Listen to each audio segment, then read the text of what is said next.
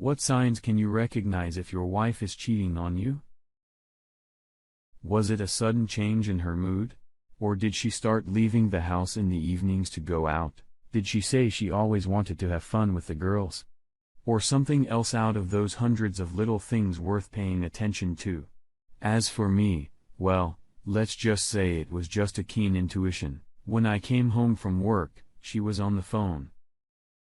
And as soon as I crossed the threshold, she hurriedly said, "I gotta go. He's home. Bye," and immediately pressed off looking at me innocently. That was all it took for that horrible gut-turning suspicion to flare up inside me. I thought about asking her who she was talking to, but she could make up anything. Couldn't she? Like that, she was chatting with a salesman from the couch store to order 2 marvelous massagers for the relentless war on cellulite for the price of 1. That kind of thought couldn't have just popped into my head out of the blue. Right? There must have been a worm of doubt inside my mind about my wife for some time now. I didn't like it myself, and I didn't want it to keep gnawing at me day after day. I'm not good with change in my life. I guess you could say I'm one of those old-fashioned guys who stick to the principle of it's better to stay out of something that's working fine, unless you break it, and make it worse than it was. I guess it's time to introduce myself and tell you about my family. I'm Ron, and Cindy and I have been safely married for 24 years. We have 4 children, 2 adults, and 2 teenagers. We're not millionaires, but what we have now is enough to make a decent living. At least we don't have any debts to anyone. Cindy and I own a comfortable little house and the mortgage is paid off. Our cars may not be brand new, but we don't have to pay monthly payments on them. We probably still have a few small credit card debts, but that's about it. So all in all, we are an average American family, and we try to live within our means. Every weekday we work, we eat, we take care of our house, the younger kids go to school, and on weekends, we sometimes go out as a family. Likewise, Cindy and I try to keep up with everything our kids are into. Whether it's sports, art classes, scouting, or any other activity they are involved in. Sometimes we even have dinner all together around a common table in our close-knit family circle, which in these times, you might say, is a rarity. Cindy and I have a sex life that is probably the same as most middle-aged people. We make love once every 2 weeks or so.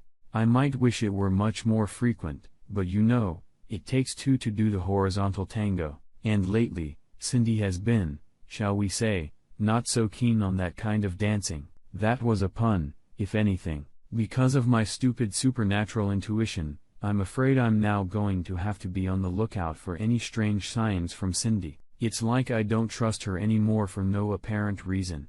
I'm just hoping that this nagging knot twisting inside my stomach is just normal indigestion and not a harbinger of what I suspect. My main problem is that I'm not a super sleuth or a 7.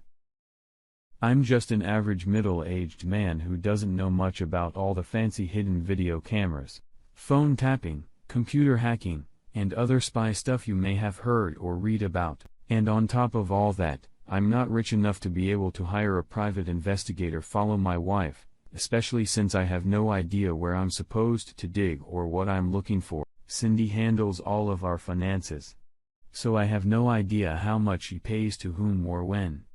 If I suddenly start going through all the paperwork, I'm sure she'll notice and will want to know why I'm suddenly buried in bills and receipts. What am I supposed to say to her? "Honey, I've got some suspicious heaviness in my stomach.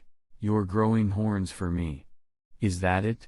"Yeah." And she's like, "Honey, I bet you'd rather go for a piss than do that shit."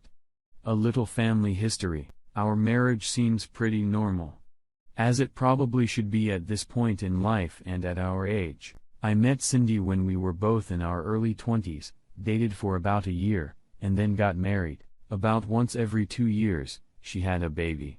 When the number of children reached 4, I got a little tired of the babies popping out of Cindy, like those moles in a slot machine, so I had a vasectomy shortly after her last birth. So it was one of those nights when everyone who lives in our house, the 2 teenagers, my wife and I had dinner together. The kids talked a little about their day at school, and Cindy told us about her part-time job at the library. I should say that after our two youngest started college, Cindy got a little bored with being home alone and after a while got a job at the local library. That's where she worked part-time and her work schedule was irregular. Maybe the library was one of those places I needed to check out, but how was I supposed to do that? It's not like I could just take a day off work, sit right in front of the entrance to the fucking library and watch who goes in and out of there and who Cindy chats with. Hell, then it'd be every first-timer in the damn place. She's a librarian. It's her job to talk to the smart ones every time. Well, fuck the library. I got a better idea where I can catch her. She was going to her women's card club tonight, so I guess I could start my private investigation right after she left the house. To do that, I'd have to covertly follow her in my good old pickup truck. Oh, come on, you're yelling that I'm on the verge of getting caught. Again, I can hardly afford a rental car, as husbands on the trail almost always easily do in all those stories about cheating wives. Anyway, Cindy left to cut cards and I quietly slipped out of the house a few minutes after her. I knew where she was going because she told me so herself and even left a phone number where I could reach her. I needed to talk to her. I lost her car, or rather it had somehow gotten ripped off on the way while I was stuck. So I just drove to Marge's house, where I knew this womanizing poker tournament was going to be held. When I got there, I saw Cindy's car among the other autos parked in front of her friend, Marge's house. I waited a few minutes, scanning the street to make sure no one else would show up, and then I got out of my pickup truck, which I'd parked a couple houses away from my target, crept up to one of the windows and peered cautiously inside. When I craned my neck to peer into the back of the room, I saw 2 card tables with 4 women sitting at each table and playing cards. Some of them were smoking. Others were periodically sampling the drinks on the table, and all of them seemed to be chatting enthusiastically with each other, slapping cards on the table and occasionally bursting out laughing. Shit. Cards, money, and no guns. Just 8 giggling broads in the room. No stallion with a foot-long dick and no debauchery whatsoever, and I was already anticipating that I would descend upon this nest of whoremongers and put a stop to their unbridled back in the area. My investigation was at a standstill, so I slowly backed up to get back to my pickup truck. Of course, by the law of meanness, as soon as I started to back up, I stepped in a pile of dog shit. Pro rock. I said through gritted teeth, waddling sideways like a drunken crab on thickly greased shoes toward the truck. Goddamn shitting dogs and dog-owning hoopos who feed their mutts and then let them run around. And good unsuspecting guys as a result have to deal with the demining of the left surprises. Anyway, I had to clean dog shit off my shoes for about 10 minutes before I could get back in my truck. Holy crap. They still stunk. It was a good thing I opened all the windows, increased my speed, and managed not to get in the way of the inspector, or he would have given me a ticket for the particularly stinky environmental plume behind me. Well, the first outing ended in a fiasco, but I didn't give up my stomach like a trusty compass was telling me that treason was close at hand. When I got home and quickly threw off my shit suits, I went to the laundry basket and looked for my wife's bras and panties. Good thing she hasn't done her laundry this week. I can smell him on the right track. Taking her panties out of the hamper, I carefully felt their entire crotch and held the gusset up to my nose. Brah. They stink. Hey. Shut up. I don't give a shit what you're saying. Use panties that have been in the hamper for days stink period. Whether they're from the crotch of a affectable family woman or a fun-loving hottie, it doesn't matter. It's not at all the same when you're horny and dive your nose between your woman's legs. Everything smells good during sex. But those pieces of fabric with whitish streaks and yellow spots that had been in the basket for almost a week and now swayed in front of my nose smelled not even lilies or violets. Alright. Let the wife's panties be a bummer. Let's move on. I went through her closet looking for revealing dresses and clothes that looked inappropriate. Then I went through every drawer in her dresser. Nothing suspicious.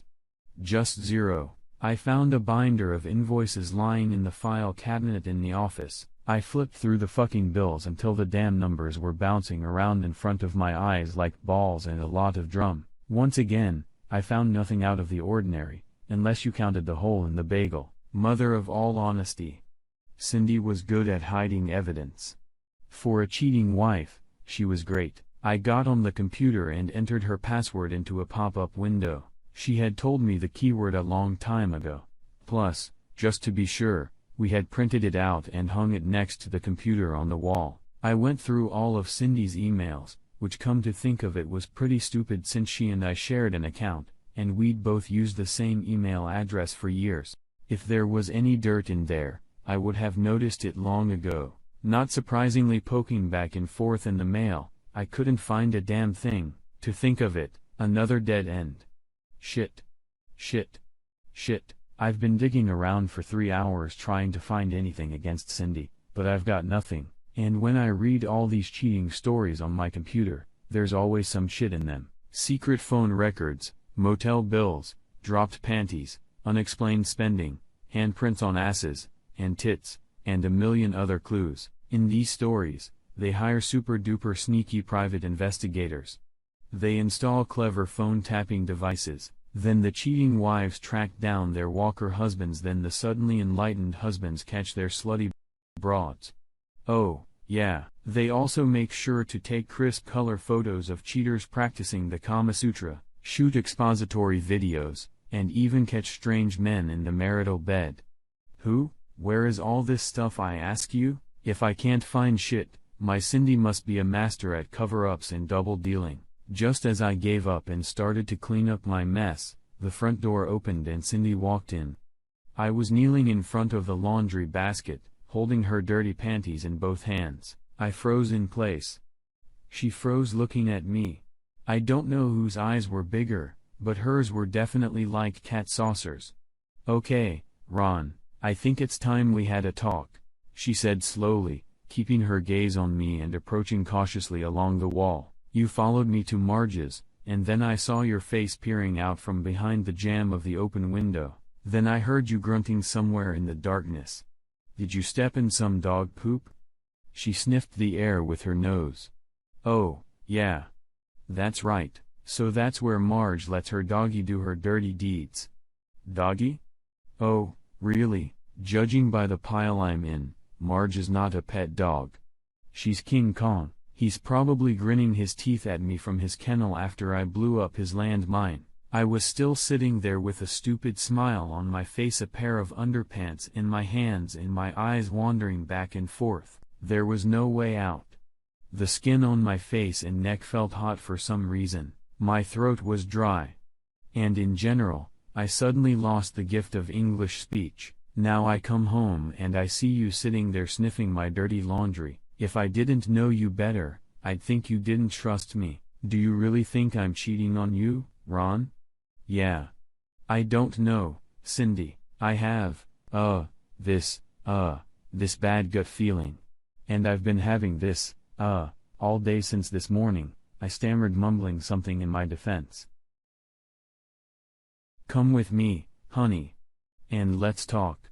My wife turned and walked toward the living room. I threw the laundry in the hamper, got up and followed her. Landing on the couch, Cindy sat down next to me, folded her hands in her lap, and looked at me intently. Were you reading erotic stories again? On your lunch break at work? She asked rather shrewdly. I nodded, embarrassedly. Well, yes. And there were stories about cheating wives. Cindy asked, you guessed it? I sighed again. Tell me, did you think of me when you read all those stories about cheating wives? Of course, I did. I mumbled, averting my gaze to the side. Otherwise, I wouldn't have followed you to Barge's tonight. Besides, when I got home from work, you were on the phone. You were on the phone with someone. And as soon as I walked in, you hurriedly said, I gotta go, and hung up. Why don't you explain? I went on the offensive. Cindy looked at me with raised eyebrows and smiled broadly, shaking her head. God. I don't even know if I should be mad at you or just hug you. She grinned. I frowned and stared back at her and said, still, Who were you talking to when I walked in? Please don't lie to me. I wasn't going to. She shrugged. Actually, I was talking to your mother. She calls me almost every day, as you probably know. Wait, that call was the reason for your big investigation. Oh, geez, Clinton. Now I felt stupid, not for the first time today, though. How can I have forgotten about my mom? Another one of my phone happy moms. Cindy tilted her head to the side and smiled slightly at my guilty conscience. Then she moved closer and put her hands on top of mine, squeezing them lightly. Ron darling, tell me honestly, have I ever done anything to make you suspicious or distrustful of me? No. I admitted. It was just my gut feeling. Honey, Cindy continued to smile. You're a miracle. If I didn't love you so much, I'd probably freak out at the numbers you're pulling. She wrapped her hands around my cheeks and said the next words, looking me straight in the eye. You're my favorite man, the one and only, no matter how weird you are sometimes. I love you with all my heart, even if I don't say it often enough. Maybe we don't make love enough, but we can fix that, and the best thing to do is to do it right now. With those words, she took my hand and led me into the bedroom, locked the door, dimmed the lights, and then began undressing me. So do you feel better now? With sly demons bouncing in her eyes, she asked. Cindy, I replied, turning my head on its side and again stroking her tantalizing curves with my gaze. You're the best, and I love you. But what about those warning signals coming from my gut? She smiled, then giggled, and finally just started laughing uncontrollably, holding her stomach with one hand and wiping away tears with the other. Cindy pulled a blister of pills out of the medicine cabinet and tossed it on my bed. Here, take 2 of these, honey. You only have indigestion, she said. As soon as I popped the wheels and froze, listening to the rumbling response of my stomach, my wife gave me a stern look and added, and, honey, please stop sniffing my dirty underwear. It's disgusting. I agree. What the hell? When Cindy's right, she's right.